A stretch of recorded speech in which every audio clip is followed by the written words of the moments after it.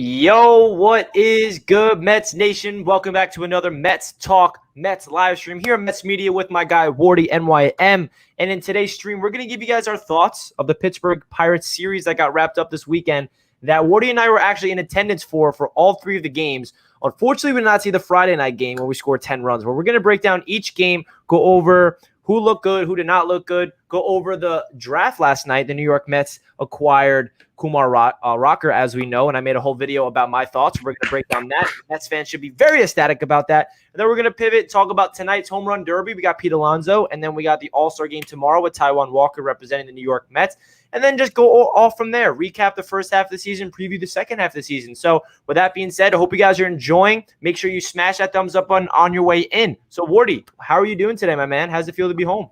I mean, I'm a little upset. I always love being at Mets games, but again, it's the All Star break now, so it's not like there's games to attend for a little bit. But happy to be home. Had an awesome weekend with you attending Mets games. Had a lot of fun interacting with a lot of Mets fans out there. A lot of people actually noticed us too and took photos, so that was really cool. Had an awesome time. If you couldn't tell by now with my voice being shot from screaming my head off the past 48 hours at Mets games. But I'm really excited, man.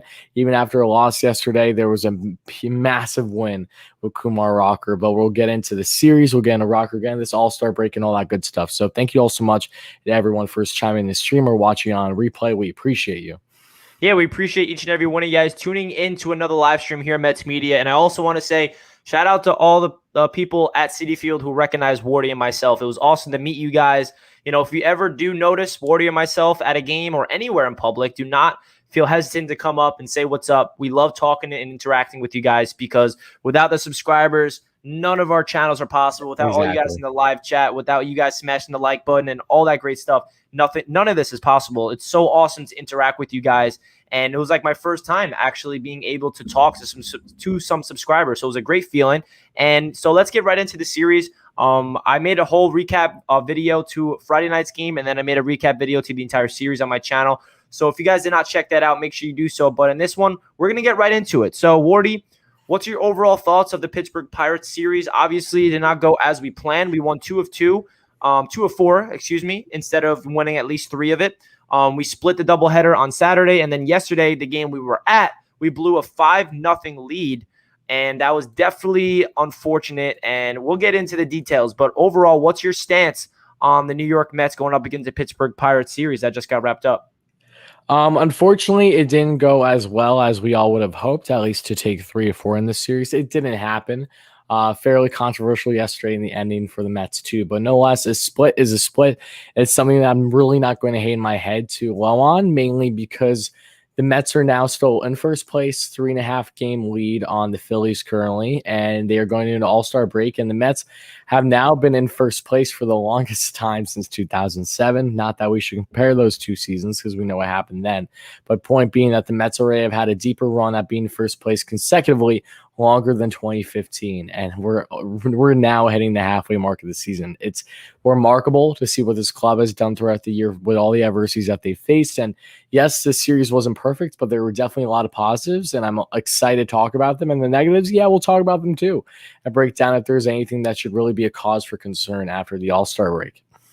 Yeah, man, I really don't look at this series as a big cause of concern as most Mets fans are. I feel like Mets fans are sounding the alarms. Oh my God, we split the series with the Pirates. We blew a 5-0 lead. Like, it's not the end of the world. You got to realize what we did in this first half of the season and understand where this Mets team is going to do in the second half. And some people are saying we got nothing out of the series. I disagree.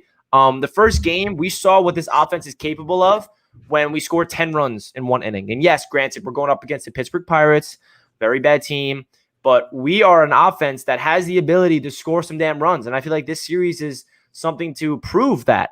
And if we get everybody clicking on all cylinders at the same time, this team is scary from top to bottom. The lineup is going to be scary in the second half of the season, in my opinion. I feel like the only 2 pieces to the puzzle that have been missing in the past couple of weeks that are starting to turn the corner have been Michael Conforto and Jeff McNeil. McNeil has been hitting in the past couple of weeks. Conforto has not been, but yesterday he had 2 hits and one of them was a 3-run home run. So I feel like if Conforto can get to the Conforto that we're used to, and if you guys remember, last year we're going to throw out the window, only 60 games, and it was very short in COVID year. We know that. But Conforto batted 322 in 54 games last year. Who's the best hitter on the entire team? Yes, he did. And that tells you that Conforto has the ability to get hot. And we know, Mets fans know Conforto more than anybody else. Obviously, he is a guy that has ups and downs, ups and downs. It's been very hard for him to find consistency in the MLB. But we're waiting for Conforto to break out of this slump. And when he does, this offense is going to be ridiculous because Francisco Lindor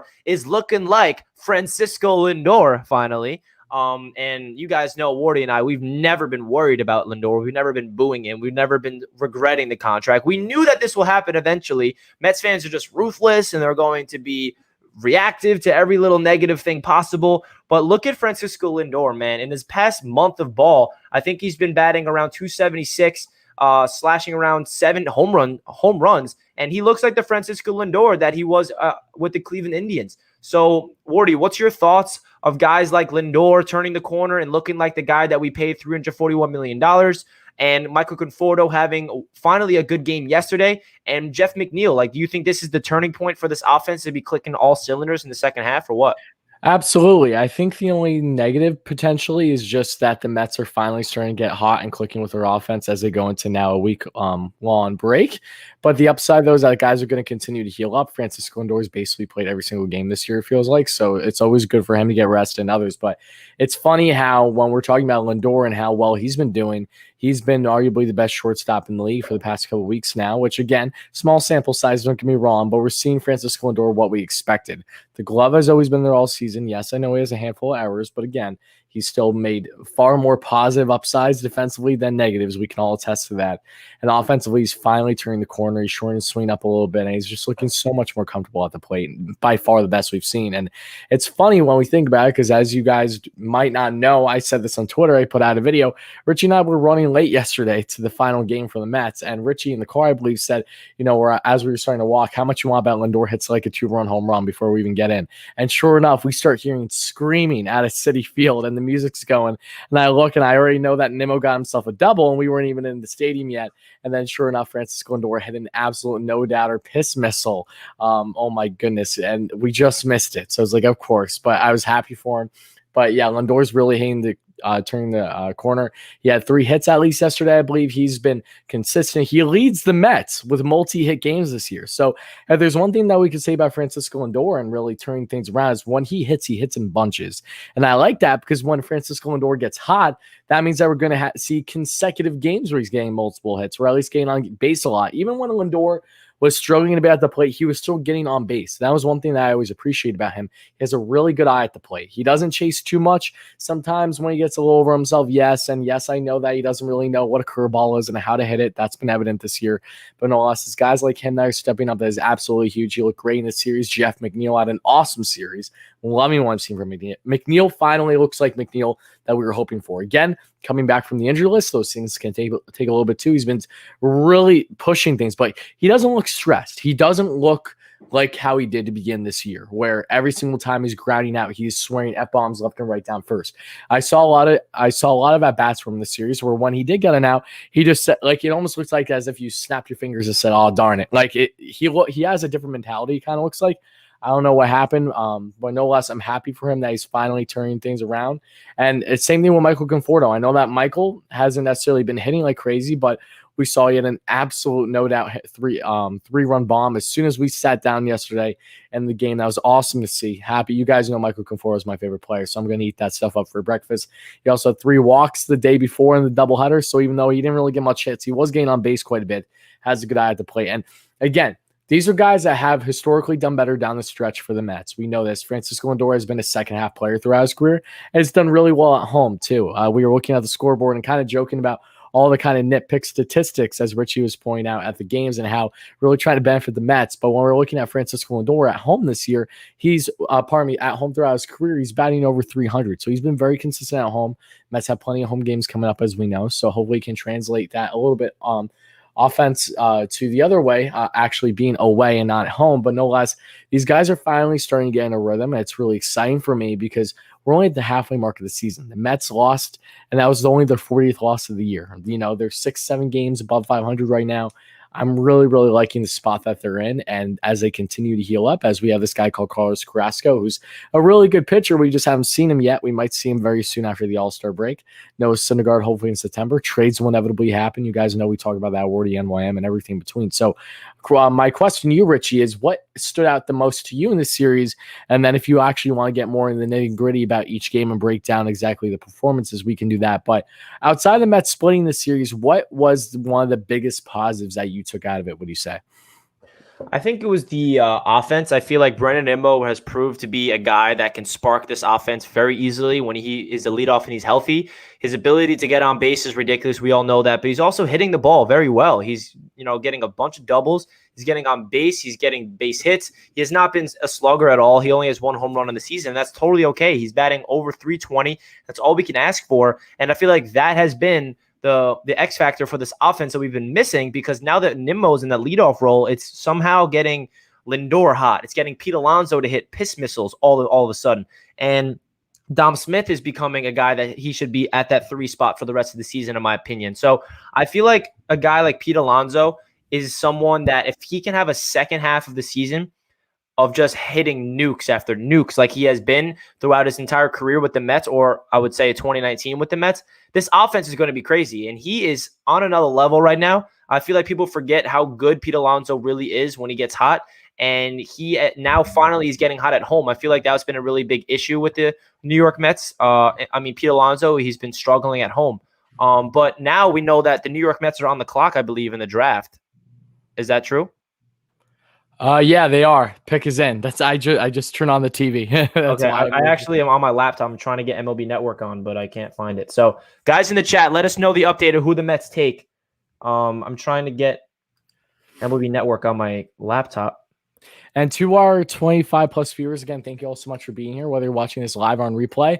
Whenever you get a chance to watch this, guys, that I know that we did a live stream on Kumar Rocker on the channel last night, and there's a video here on Richie's take on Kumar Rocker, so definitely check it out on Mets Media when you can. But once the draft is all said and done, some point this week, I'm going to try to get Joe DeMayo back on the channel for Wardy NYM, because I want to hear his really full stances on the entire draft, or at least the bulk of the draft for the Mets. It's very important. I don't want to focus necessarily on just Kumar Rocker. So as soon as that man is available, rest assured we'll get him on the channel and hear his thoughts, because that's the prospects guru that we want to hear kind of the in-depth analysis on. He's been covering them for the past 15 years. This is his niche. So very excited to see what he's going to have to say. But the pick is in now for the Mets, so we're going to find out momentarily. So we're going to take a little halt on the Pirates and recap, but no less, we're going to find out what the pick is right now, guys. We're looking at the Mets war room as they bring in the clock and take a pitcher. Calvin Ziegler, right-handed pitcher. He's not someone that I have a crazy familiarity with. So again, though, to say I'm surprised the Mets took a pitcher, hell no. Of course the Mets took another pitcher. So I'll do my homework on him at some point today and get to learn more about him, because, again, outside the first round, I don't have nearly as much of familiarity. Okay, he's originally the 123rd ranked prospect, according to MLB.com. And the Mets clearly saw something in him, and he's committed to Auburn. So he's going to go to Auburn unless the Mets find themselves in a spot where they're able to get him to decommit.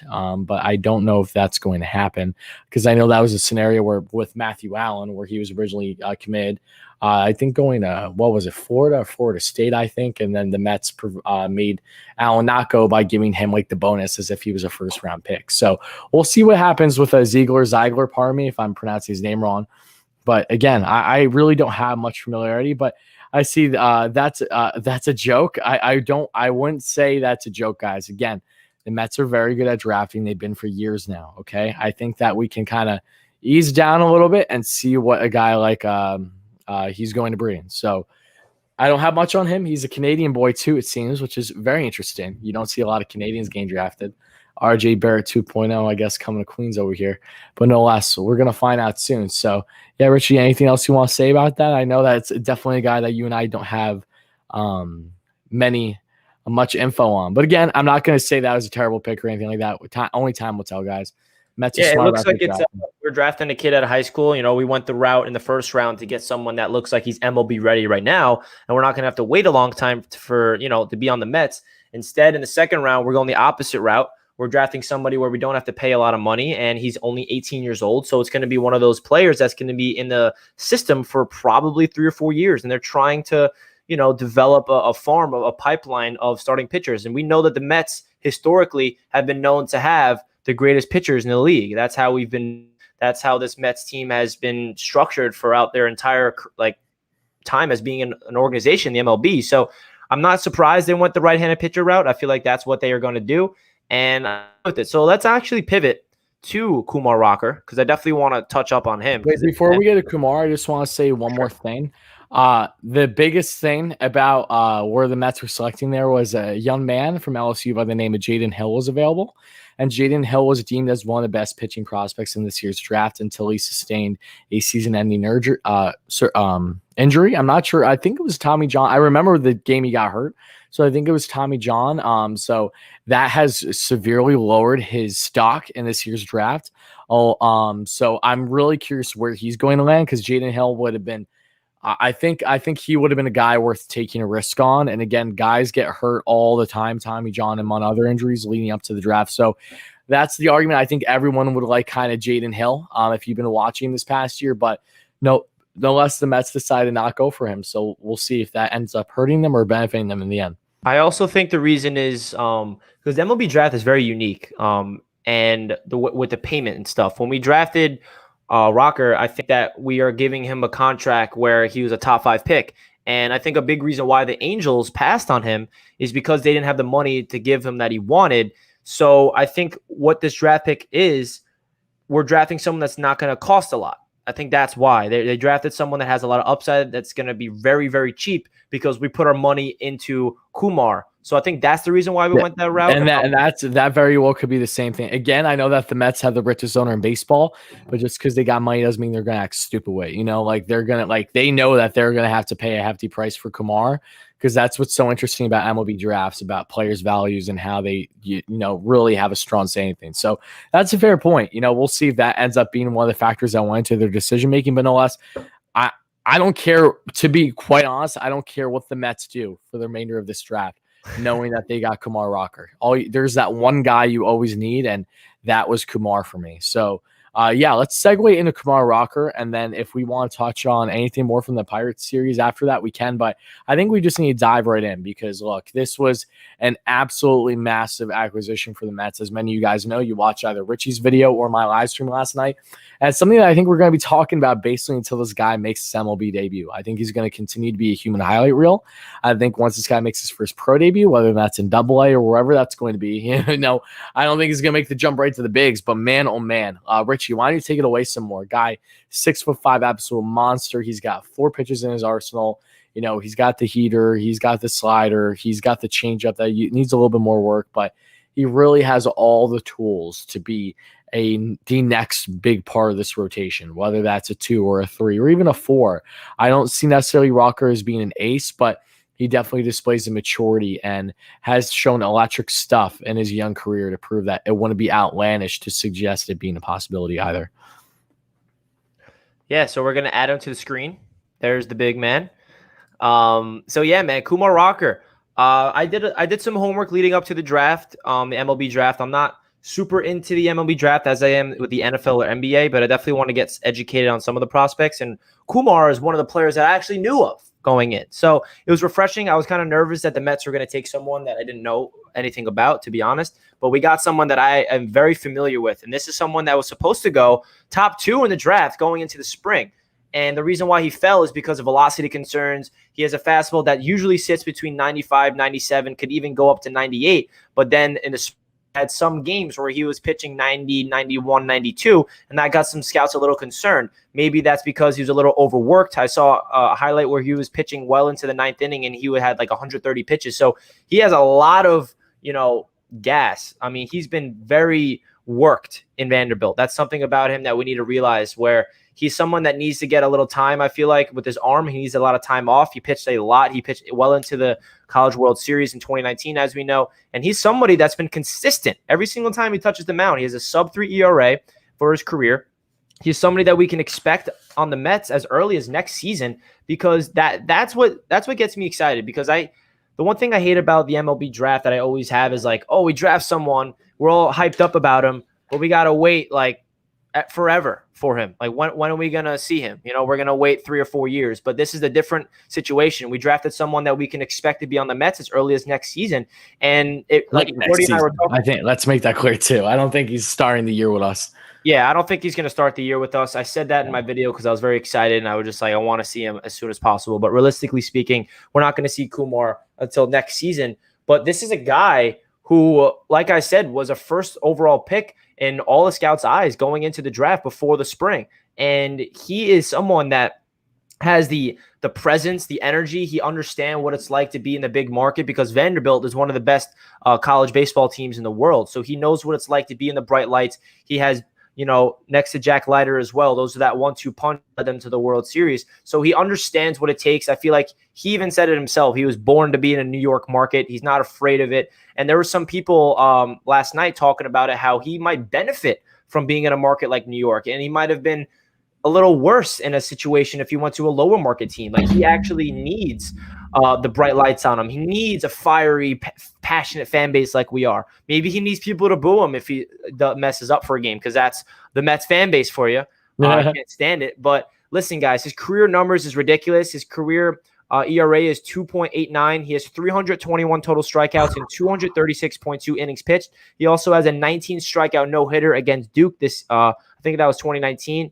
Yep. And everywhere I look, every single post about the MLB draft, I'm looking at the comments, and even non-Mets fans are like, wow, Kumar is the steal of the draft. How did he go to 10? How did he fall to 10? And I think the reason why is because the MLB draft is a little confusing with the financial situation, but I think the reason why the Los Angeles Angels passed on him is because they did not want to give him the contract he was looking for. They did not have the financial flexibility, and that's why they passed on him, and that's why the New York Mets got him at 10 because we have a rich owner that is able to give him that upfront contract that he's looking for. So for the Mets to get someone who has a live fastball that can pump the strike zone and his pitch is a slider, I think he has the best slider in the entire draft, and he has a curveball which is above average. And as you mentioned, changeup needs a little work. But man, the pipeline for the Mets pitchers right now with Allen, JT, and now Kumar, woo-wee, and we already have the best pitcher in the world. We have an all-star in Taijuan Walker. We have Marcus Stroman, who has a 2.75 ERA this season,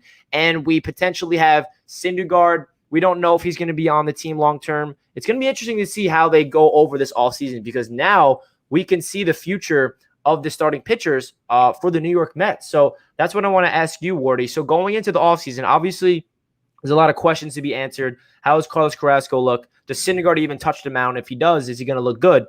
Stroman and Syndergaard are pending free agents. We have Walker and Cookie on the books next season. So are we going to really prioritize bringing back one of Stroman and Syndergaard if we know that Kumar could be a guy that can come to the Mets as early as next season? Or do we just sign them both and provide depth, and we still have David Peterson, we have McGill's? Like, now it looks like we have way too many starting pitchers. So what's your thoughts of that situation that the Mets are going to have? And it's a good situation. I think the Mets will find themselves very similar to like where they have in the past, like this past offseason, where they want to prioritize depth. I will be fairly surprised if I see Stroman and or Syndergaard walk. I think that they're both going to be offered, whether they're just given qualified offers and nothing more, I'm not sure. But I think Thor's a guy where it's like, how is he even going to go anywhere, given the fact that, you know, he was injured the majority of this year. This guy has little to no say, if you ask me, and really trying to, you know, where I don't think Thor wants to go anywhere either. I think Thor really wants to stay with his team. And Stroh's the one where it's a little bit more of a wild card on what his future plans are. But I think Stroman likes to be in New York. I think he enjoys the Mets fan base now. I think he loves Steve Cohen, and I think he knows damn well that the Mets are only going up from here. So if Stroh does kind of go anywhere else, it'll probably be a downgrade, and he'll probably just be more money hungry, which again, every player is entitled to do however they please. If that's something that he's interested in, and then okay, you know, good for him. He does what he wants. But I don't think that either of them are going to go anywhere. But I do think that it may play a point into how long-term either of those players' deals are with a guy like Kumar Rocker. You're not going to bet on Kumar to say, okay, we need him in the rotation by the end next season. But, you know, if he makes his debut and he kind of starts rolling, then that's where the Mets can get creative and basically, you know, force their hand, do whatever they want. If, say, say we're in a scenario late next year, Kumar Rocker makes his debut and he's just looking awesome. Like he's not going anywhere. Then you get into 2023, assumption that you still have the core group of these pitchers. Carlos Carrasco is going to be gone with the team by then. So you're going to have a rotation spot because he only has 2 years left on his deal, including this year. And then potentially a guy like Stroman, even depending on his doing, that it could be a situation where maybe they only keep Rocker and then deal Stroh. Say he's on a multi-year contract. I'm not sure, but I do know that the Mets are in a great spot right now. They're not in a uncomfortable spot at all. Now they can just take advantage of what is given to them, which is the blessing that is Kumar Rocker. And one more thing I want to say on Kumar before we kind of wrap up our thoughts on this specific topic is a couple things really bad Kumar Rocker landing with the Mets. Why this was destined. One, a great point, as you mentioned, he's making a lot of money. Tim, I think, said he's making upwards of $5 million, which wouldn't surprise me one bit. He was going to get a hefty price there in this year's draft for the Mets. That is absolutely certain. So, and a lot of teams don't have that kind of money that they can just throw the way that the Mets can. So keep that in mind, especially for a guy who's only a prospect that has to prove himself. But you don't just have that factor; you have him being overworked. And I'm glad you brought that up because I think Kumar Rocker getting overworked was the best thing to happen for the New York Mets because Rocker gave up 3 to 4 runs in his last outing a week and a half ago. If I feel fairly reminiscent to say that Kumar Rocker still would have landed at 10 if he did not have another fairly not terrible outing, but not great either. Kumar's been roughed up at points this season. Yeah, he still has a sub-3 ERA, but he's not as dominant as 2019. Like if Rocker didn't play at all this year, I think Rocker very well could have been within the top 6 versus him going 10. I truly believe that him being as worked as what he was and Vanderbilt having a deep run like they did, actually it lowered his stock. It did because you saw velo changes back in the spring and you saw him gain work in some of these games. And Jack Leiter was the biggest upside here because he just came in and you had this Vanderbilt guy and Rocker for the longest time the past 2 years that you thought, okay, he's by far the number one. Jack Leiter comes in, Alex Sun first year. And he's like, all right, yeah, no, I'm captain now. He just dominated the entire year and kind of took the spotlight away from Kumar, which, whether that impacted Kumar in a positive or negative light, I'm not sure. But all I know is Rocker playing this year benefited the Mets, especially having some rough outings. I think that was it. Truly, it worked itself perfect. As again, not that you want to see a guy lack success, but if that's what it's going to take to have a guy that was presumed to go number 1 the past 2 years and drop him all the way to 10, then sign me the hell up. I'll take that any day of the week. Short sample size. He has all the raw tools and then some. He's one of the most mature pitchers in this year's draft. He's composed, and I know damn well he will be ready for the MLB sooner than people expect. Absolutely, man. I'm just so excited. I mean, I said it earlier. It's just so refreshing that we got a prospect where we're not going to have to wait 3 or 4 years to get. Like P. Crow Armstrong was our first round pick last year, I believe. We're not going to see him for probably shoulder surgery, so he's like a year setback almost. Like exactly. But luckily, on the other side of things, if you want to just stay on the topic of the prospects really quick, Brett Beatty, he got promoted, which is a very big deal. He is somebody that did not expect to get promoted that quickly. And also, as he hit a nuke in the Futures game yesterday. And yes, if you guys want to remember, Pete Alonso in the Futures game for the New York Mets in Washington hit an absolute bomb for the Mets in the Futures. I remember that game like it was yesterday, dude. Yeah, if you want to connect the dots, I'm not saying Francisco Alvarez is going to come in as a rookie and hit 53 home runs and win Rookie of the Year and win Home Run Derby in the same year, but you never know. But that's a great point, man. Alvarez yesterday hitting the Futures game and then Brett Beatty being promoted. Well, let's start with Beatty because I'm a little upset just because I think I'm going to Brooklyn Thursday. I was excited to see him part of that big 3. Now I won't because he's in Bennington, but it's okay. Beatty, no less, has been – we were talking about it when we were hanging out over the weekend, but Beatty going into this year, I had a lot of fairly concerns about him because when he was drafted, a lot of hype. I'm like, okay, maybe this is going to be the next David Wright. Not in the sense of him being nearly as good as David Wright, but just being our next franchise third baseman, a guy that could be here for a significant period of time. But Brett Beatty in his young career has shown a lack of strong defense at third base. People view him to an extent as potentially still being even a first baseman, like what I know a lot of people have felt about Mark Vientos. There's been uncertainties where what Brett Beatty will fit position-wise, but he started to display the arm quite a bit. I know he also had an awesome throw the other night at third base for Brooklyn as well. And the bat is what the Mets drafted him for. A lot of potential there. He's added some pounds, and in spring, I think you and I can attest, Beatty looks fantastic. This guy kept getting opposite field single or double after opposite field single or double. I felt like him, Mauricio were just dominating. Francisco Alvarez didn't even do anything this spring for the Mets, but Beatty did. Beatty stood out the most to me out of the young core prospects by far for the Mets. The handful of games that they play, I'm like, I love his swing. Beatty is a big, strong kid, left side of the plate that really can cover that entire thing for opposite field. And you know how I feel about opposite field. If Michael Conforto is the biggest example of that usually. So to see him do that was fantastic. This year, he's batting over 300 on the year. He's been one of the best overall hitters in all of baseball when it comes to minor leagues. He's been that good. At 21 years of age, he's already moved up to Binghamton. That's huge. We could see Beatty potentially with the Mets as soon as a half year to probably stretching a year earlier, but I'd say a half year is actually a fair assumption that we could see Beatty earlier than what we originally expected. Because Beatty, you'd say, he's still around 2 years away, but maybe that can narrow itself down to a year and a half. It's all going to come down to him, but this helps him big time, and it helps the Mets' future plans, where he is definitely an untouchable. I think there's two for sure untouchables for the Mets prospects, and I'm not talking about Matthew Allen. He ain't going anywhere, but he's also on Tommy John, but it's Francisco Alvarez and Brett Beatty. Ronnie Mauricio, I'm not as sold on being untouchable still, but a guy like Beatty, I definitely am. I think at this rate, you cannot even consider the idea of dealing him. So I'm so happy for him. And Francisco Alvarez, man, what was it? I was driving. No, it's when we were at the game yesterday is when Alvarez hit the home run, and they were up to, I think, an 8-0 lead on the American League. They stood no chance against the NL yesterday. Love those jerseys too. Alvarez looks like an absolute beast. Another Venezuelan catcher for the Mets. Most recently is, of course, Wilson Ramos. Alvarez is just this short, broad, stocky guy. He has the complete build, and I know you're saying this of a catcher. He looks like one. His defense is average right now, which is perfectly good enough for what the Mets can hope for.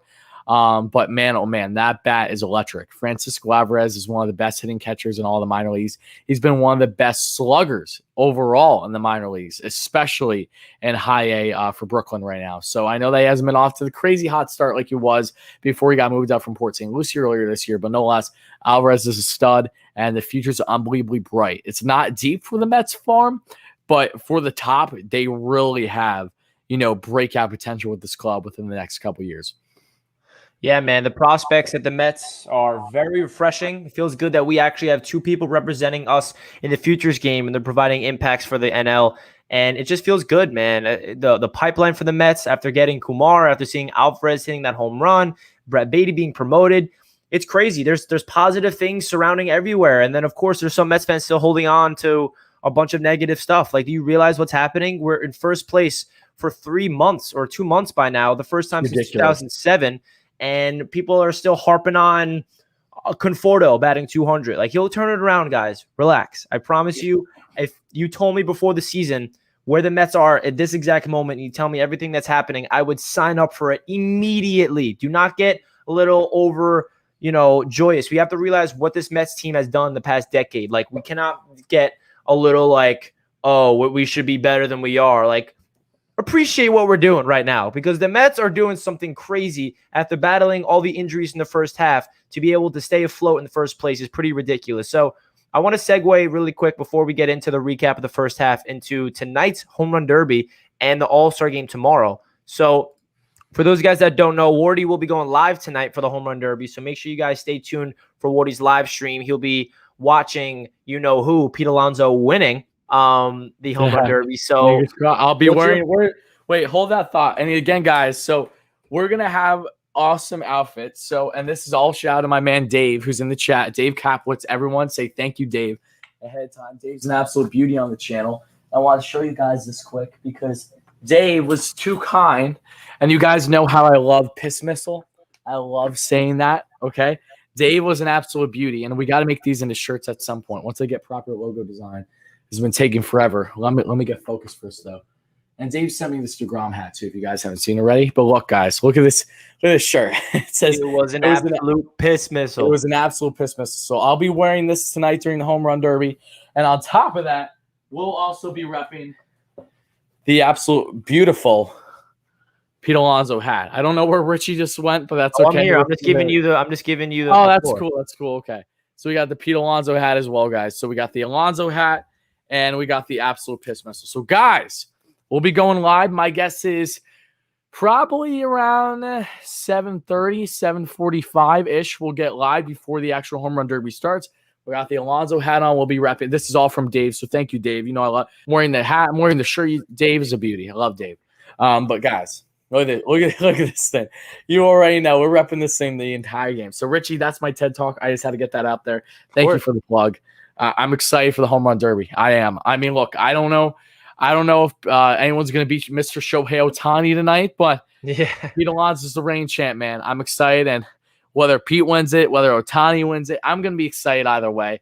There's really only one guy that I'd say that I'd be fairly upset if he won, and his name is definitely not Juan Soto, so I can tell you that. But yeah, I'd say that I'm really excited. Nothing personal against Juan. I just absolutely hate facing up against that guy as a Mets fan. But yeah, that's it. I'm just really, really excited for tonight, guys. Big home run derby. Awesome live. Joey Gallo's in that thing. You know how good Joey Gallo, all he does is hit 500-foot home runs, and they put him in cores.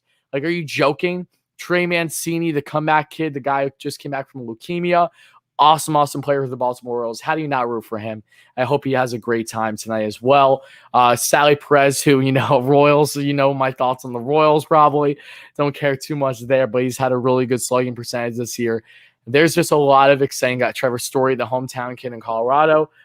Is the favorite for the Rockies fans. So many guys in this year's home run derby. I'm pumped. I think that they made pretty good selections. And Cole says, why did Pete even get selected to go? I'll tell you why. Because Pete Alonso leads the MLB in home runs since 2019. He's a defending home run derby champion, and he's one of the best sluggers in the MLB. I don't care. That's all I got to say. And also, I usually don't give any energy to negative comments, but this one is one of the craziest things I've ever heard in my life. I don't know about this one, Christian, but I'm just happy. That's a hot take. I feel it from here. It's making me sweat. I mean, 2.75 ERA. That's solid. I'd sign me up for that any day. By the way, okay, so let's not go ahead. I just want to say something real quick. The Mets, 3 pitchers, DeGrom, Walker, and Stroman, they all have a sub 2.75 ERA. That's the first time since the Tom Seaver years that we have 3 pitchers to do that. So that's how good our three-headed monster is. Halfway through the year? Yeah, by the All Star break. Jeez, that's insane. Look, okay, so to talk about Stroh quick. One, Stroh hasn't really performed the same since his grandmother passed, and I think this All-Star break will benefit him more than anyone. He needs more time with his family, I think. I don't think he got enough. And yes, I know that this can't be a factor all year long. Everyone goes through hardships, and they have to overcome them. But I do think that was a decent factor, especially in his not this past outing, but the ones before that, the previous 2, where he only pitched 1 inning and was on leave and then pitched against the Yankees and didn't do that great. But no less, Stroman's been a huge part of the Mets' success this year. And trust me, they would not be in the position that they are without him. The Mets have lost a lot of games for Stroh this year when they shouldn't have either, thanks to unearned runs.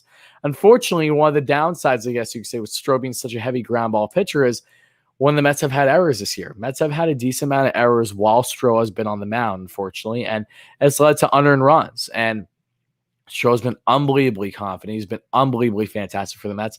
And we don't live in a game of baseball anymore where you need a guy to go deep into a game. That's not how it works. Taijuan Walker's outings almost every single fit day are between 5 and 6 innings.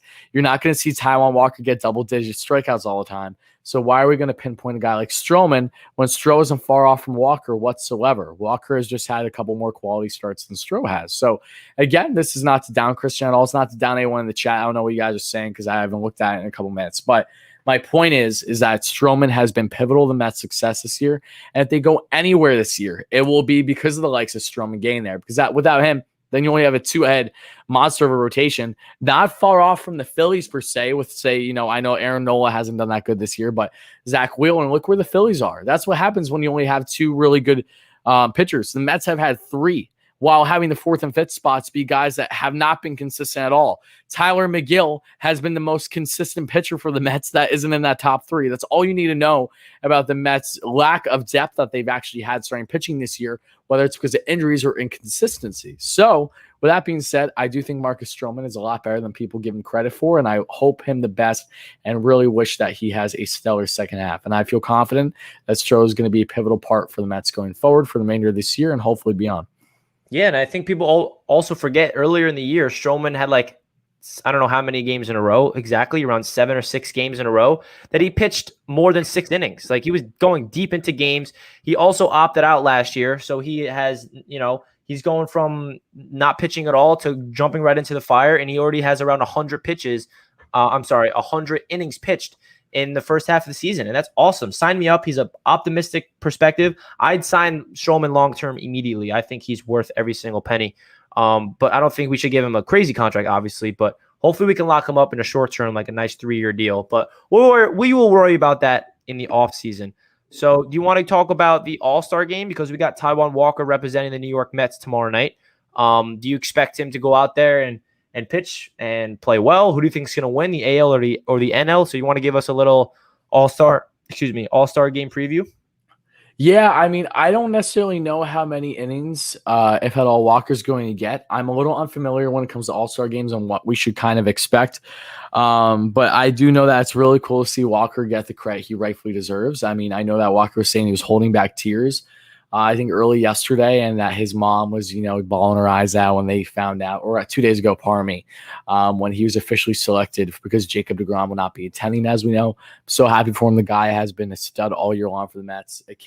It's such a picture perfect story for Walker and how he landed in Queens and how well he's doing. I'm excited for the All-Star game. It's one of those things where I'm not as ingrained with it as I would be if, say, the Mets had more representatives. It's kind of just one of those things, because we all know what to expect at All-Star games. I honestly think I might get a little bit more enjoyment out of the home run derby tonight than the All-Star game tomorrow. But no loss, I'm excited for it. I love this point of the year. It's a good break for, not just the Mets, but the league overall to kind of freshen up and get things right. And the All-Star game is always fun, man. I mean, there's a lot of good talents. There's a lot of guys that aren't attending either. I think most notably is guys like Jose Altuve, who, fell a little cocky, getting his jersey ripped off against the Yankees at a walk-off yesterday. And also same thing with Carlos Correa. And it's just interesting because those guys, they say they have their reasons as to why they're not attending. In my mind, I think you'd be a fool to say that doesn't have a direct impact to do with them getting heavily booed should they attend the game, and also being in a locker room with some choice teammates that have had some words with him, with either of these players over the past year or two, thanks to the cheating scandal. So again, you can put 2 and 2 together. You don't have to, but a lot of guys aren't attending, so there's a lot of fill-ins.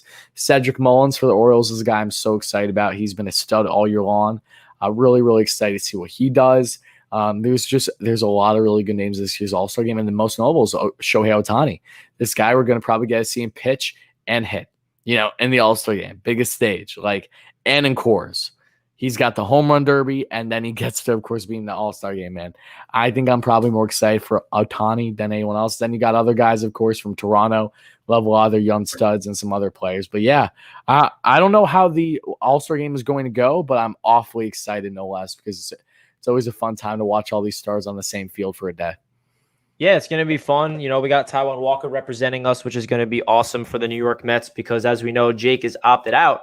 And I'm so happy that Walker got the nod. Who would have thought signing Taijuan Walker this offseason and someone told you that he's going to be an all-star? I don't think anybody would have predicted that. And that's so awesome for Taijuan Walker. So is there anything else you want to talk about before we wrap the stream up? We recapped the Pittsburgh Pirates. We talked about Kumar Rocker. We talked about the home run derby. We talked about the All-Star game. We can open this up to a Mets Q&A before we end it off. Does that sound good with you guys?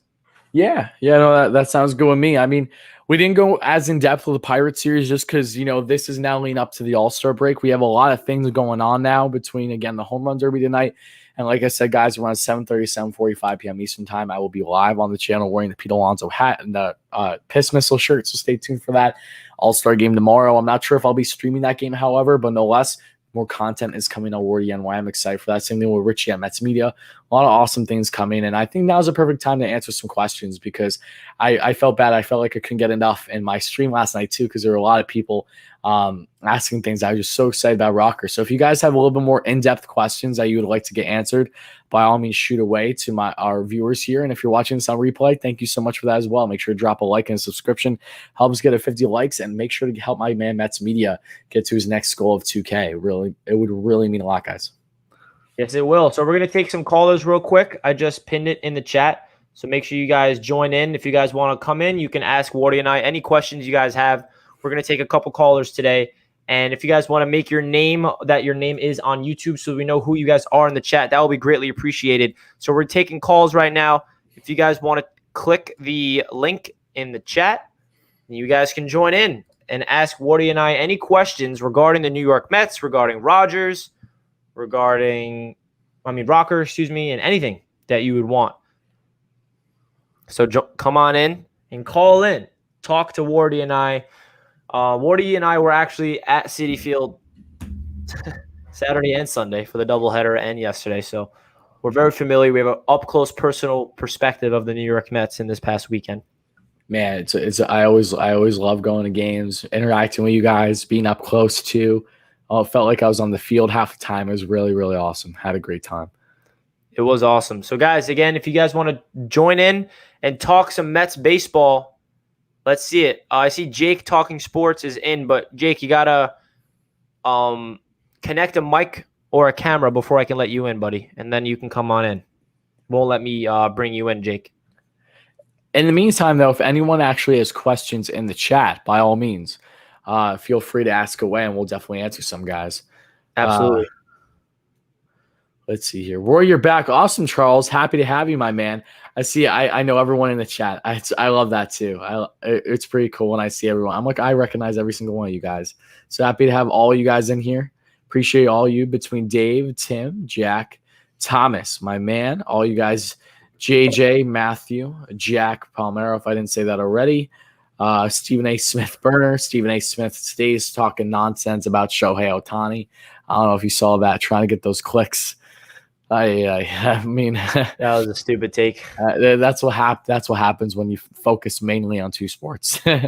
You lose track of the other ones like baseball. And I know they'll be covering hockey in fall, which as a big hockey fan, I have no clue what to expect with that one. It's gonna be interesting. Wait, the First Take is covering it? Yeah, they all will be. ESPN is covering the NHL for the next 7 years.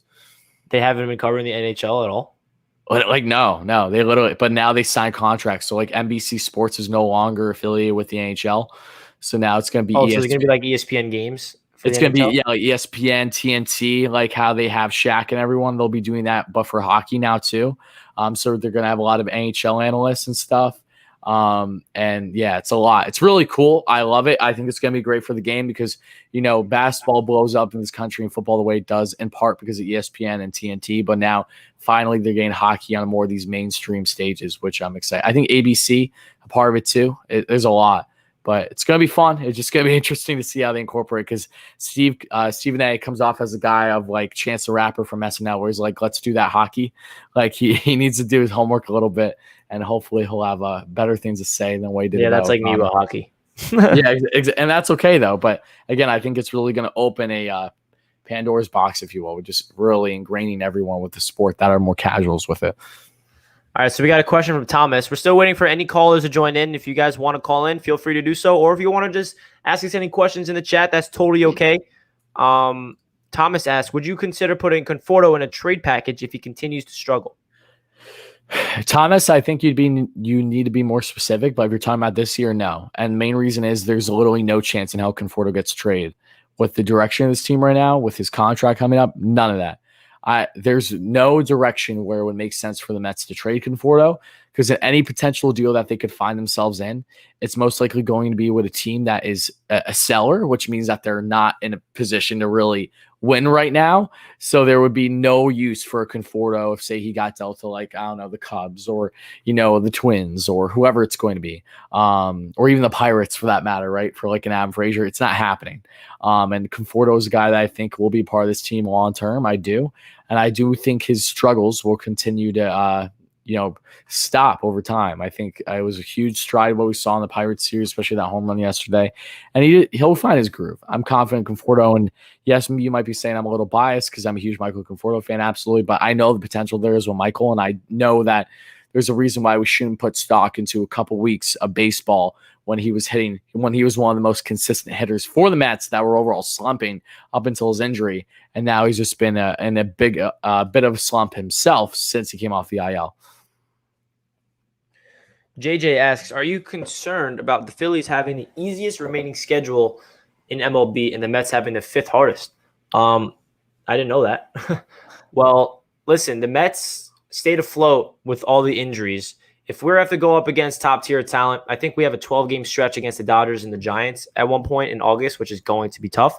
But I got confidence. I think the only thing that's going to make this Mets team fall out of first place is going to be injuries. But at the same time, even when we were injured, we were still remaining in first. So that tells you the resiliency that this Mets team has. They dealt with adversity so professionally. They have such a great feel in the locker room, such a great camaraderie with everybody. And yeah, I think the Phillies with the easiest schedule, I definitely feel like they're a team to look out for, but I'm honestly not too concerned about them in particular. As we know with the Braves, unfortunately for them, Acuna is out for the year, devastating. You don't want to see any star like that go down, whether he's a division rival or not. But I think we can agree that the Braves are a team that we're not too concerned about anymore. The Nationals started to scare me a little bit, but now they kind of suck again. I think they're on like a 3 or 4 game losing streak, but you still never know. They're a team that can get hot at any moment. But the Phillies having the easiest schedule it doesn't worry me too much. I mean, 3.5 games up is not a big lead by any means, but the Mets just got to continue dominating the lesser opponents, and that's what's going to take. So, Wardy, what's your thoughts? Yeah, the only way the Mets lose this division is if they, get in their own way. And the reason why the Phillies aren't even going to touch playoffs this year is because they're going to continue getting their own way, same way they have all year long. The Phillies have an abysmal bullpen. They lack severe depth in their starting rotation. As great as Zach Wheeler has been, you need more than Zach Wheeler and Aaron Nola, who's been up and down this year, to get you anywhere. There's so many things I don't enjoy about that lineup, and I'm not saying that as someone that severely dislikes the Phillies, because I do. I've watched the Phillies plenty this year. I've attended games, not in Philly yet this year, but I will be hopefully soon. Actually, no, I have seen plenty of games against the Phillies, just not in Philly is my point. But the Phillies, they're very front-loaded with their offense. Bryce, for the first time a couple days ago, actually hit a home run with guys on base. Every single home run up until a week ago, Bryce Harper hit all of his home runs with no one on base. Really weird. I don't know why that is, but when you have a guy like Bryce Harper and you have JT Realmutos and you have Gene Segura's to extent, Reese Hoskins, who's up and down, but he's a big slugger, you need to build more around that, and there just isn't enough for me. And the Phillies, I really feel, are going to get in their own way. I don't think the Phillies are a good team, and I know that they're pesky against the Mets. I won't be surprised if the Mets lose a series or two against the Phillies down the stretch either, because the Phillies are normally try to step up against their biggest rivals. But no less, I don't think the Phillies are really anything to be cause for concern. I think the Mets are the only way that the Mets do not win the division this year is truly if they get in their own way. And I don't even think that injuries will be the biggest factor in that case. I honestly think if they are in a situation where they cannot enhance their offense significantly, like they're starting to show now down the stretch, then yeah, that'll be their biggest problem. But the Mets are going to do something that the Phillies will not this year, and that is add at the trade deadline better than anyone else in the division. I can bet you all the money in the world the Mets will make the best moves out of all the teams in the NL East by the trade deadline. And you can quote me on that. If it doesn't happen, damn, oh damn, would I be surprised, because I'm really confident about this organization and the moves they're going to make.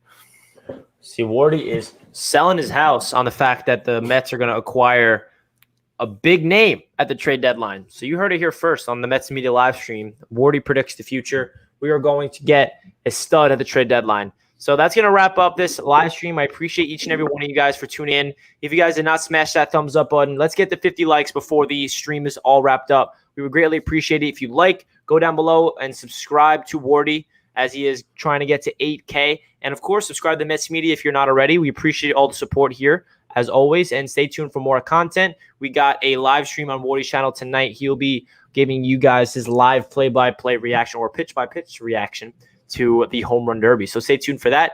And that does it for this video. Stay tuned for more Mets content. Hope you guys have a great day. Let's go Mets. Let's go Mets. Appreciate you guys.